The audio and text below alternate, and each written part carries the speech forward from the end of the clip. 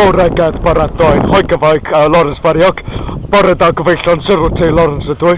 Wel, fel rydw i rwan ydy dwi am Penmon, dwi'n mynd ar ei ffordd i Penmon ydy pentre bach yn Ynys Mon, yn dyrwywain Ynys Mon, achos mae Penmon, beth sy'n arbennig efo Penmon ydy mae hwn yn lle hanesyddol iawn, felly a hawr o membert o Hwngari, Madaros agon, stay tuned, a dilynwch fi i Penmon.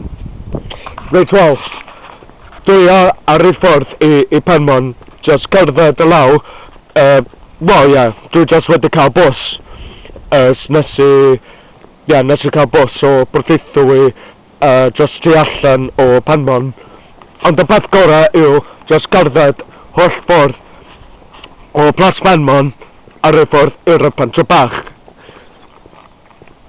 Lomicros, salad, hit soso.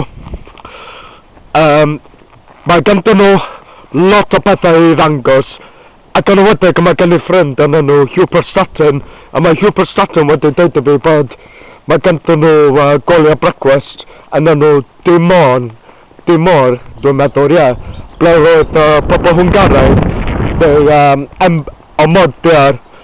omodia'r embert wedi symud y byw yn Penmon cynt, ac hefyd oedd Ffrind Huw Prestatyn, Andrew, wedi dysgu Hwngareg, achos roedd o Hwngaraidd wedi posadio fo os mwyn yn eisiau dysgu Hwngareg, ac wedyn, wedi siarad Hwngareg ers digon mlynedd.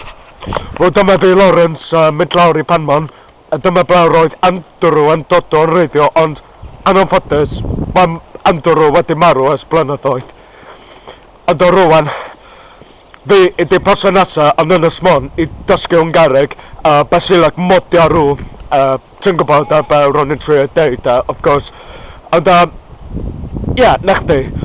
Wel, yn y dyfodol, dwi am mynd i Budapest yn mis Gorffennaf, ar ôl gyrradio, dwi'n gobeithio os dwi'n mynd i aros yn Budapest tua 1 neu 2 wythnos, a wedyn, mi hwnna cychwyn dysgu Hwngareg yn glir ac yn siarad Hwngareg yn digon regol, ti'n gwybod, Reit o, dyna ni, dyma Penmon, efo dyfod, ac hefyd efo golygu o Dinmor.